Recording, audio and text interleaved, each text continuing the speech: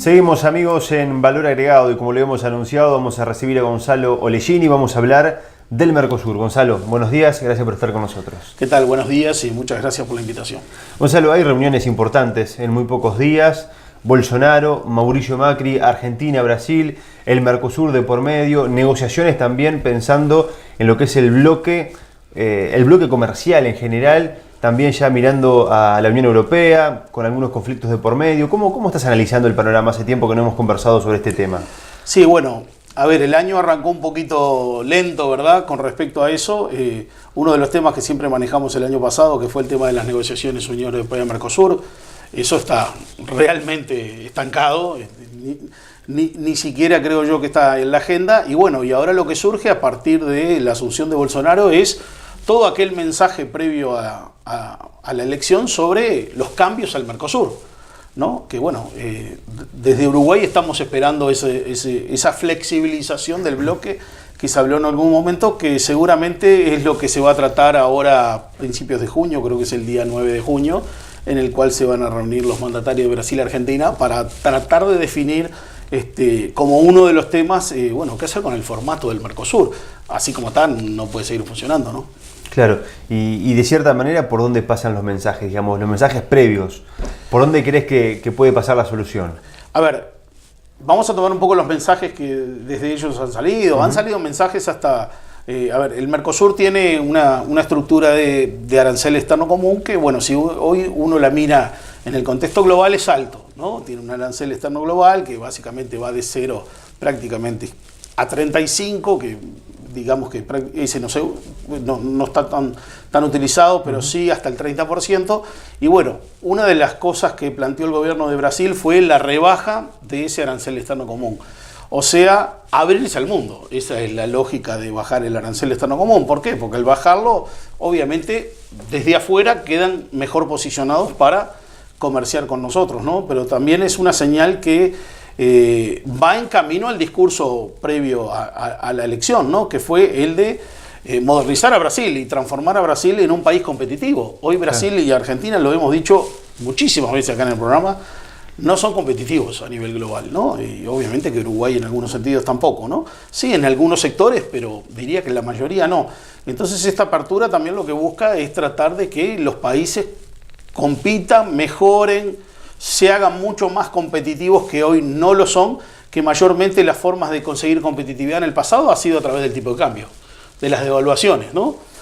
Para Brasil es un instrumento que se ha utilizado muchas veces porque Brasil tiene esa condición que muchas veces genera una devaluación o se genera una devaluación y no afecta el nivel de precios. Entonces no es absorbida esa devaluación por un aumento de precios, claro, o por inflación, como le pasa a Argentina quizás y más que todo a Uruguay. Uruguay, cada vez que el tipo de cambio aumenta, vemos que los precios también se aceleran. Entonces es absorbida esa competitividad por tipo de cambio muchas veces. En Brasil no pasa. Brasil ha tenido grandes devaluaciones y no se ha visto eso absorbido por un crecimiento de la inflación. Entonces parece ser como un nuevo instrumento que Brasil quiere poner arriba de la mesa y renovar el Mercosur, o sea, transformarlo en lo que el Uruguay hace mucho tiempo viene pidiendo, que es la posibilidad de o hacer más negociaciones en conjunto, o dejar la posibilidad de hacer negociaciones desde el punto de vista individual. Si me preguntás qué es lo más lógico es que el Mercosur hiciera las negociaciones, no del punto de vista individual, porque si no ahí ya se está reconociendo que la unión aduanera prácticamente no existe y estaríamos en un formato de zona de libre comercio, que también es un camino viable.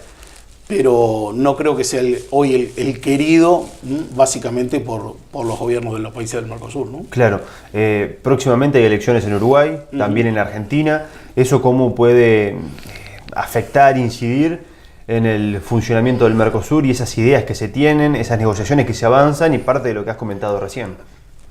Bueno, a ver, independientemente del proceso electoral, el Mercosur está en tiempos de definición, ¿no? Independientemente de lo electoral, y yo creo que lo electoral también va a sumar a ese proceso de un nuevo Mercosur, y creo que debe ser parte de la discusión en la campaña electoral. Todavía, si uno mira la campaña electoral, por ejemplo, en Uruguay, no tiene un fuerte contenido de discusión con respecto al tema todavía de la inserción externa. Y es básico. Si en un país de 3.400.000 personas no pensamos que nuestra única salida es el mercado externo, creo que estamos equivocados con respecto al análisis, ¿no? Entonces el Uruguay va a tener que plantearse muy fuertemente. Hoy hay otros temas en la campaña que obviamente no son temas para discutir en este programa, sino en otros ámbitos, pero sí creo que la inserción comercial tiene que aparecer. Y cuando aparezca la inserción comercial, aparece a partir del Mercosur o sin Mercosur, o con otro Mercosur. Eso creo que son los escenarios que tiene que haber, y vamos a empezar a ver algo a partir de esa reunión entre Bolsonaro y Macri. A partir de ahí vamos a ver realmente cuál es la voluntad política de Brasil y Argentina de transformar el Mercosur. Hasta ahora son mensajes, hechos prácticamente ninguno. El Mercosur es uno de los bloques más atrasados quizás desde el punto de vista con acuerdos comerciales a otros bloques, otros países. ¿Lo ves así o no? Y sí, más que el Mercosur, lo que da la imagen es que Brasil y Argentina, que son los países más fuertes del bloque, son países que tienen un fuerte proteccionismo. No va a ser fácil cambiar eso, no me cabe la menor duda que no va a ser fácil. Existen presiones internas en Brasil y ahora existen mucho más en Argentina, ¿no?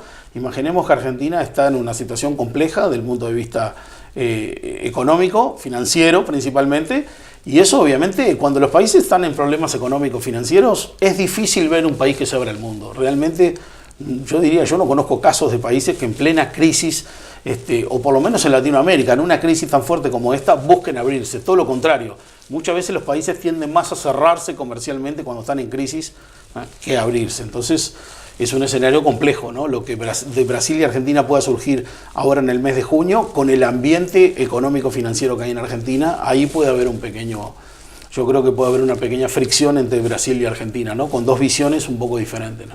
Gonzalo, muchísimas gracias. Gracias a ustedes. Amigos, hacemos una pausa y enseguida continuamos.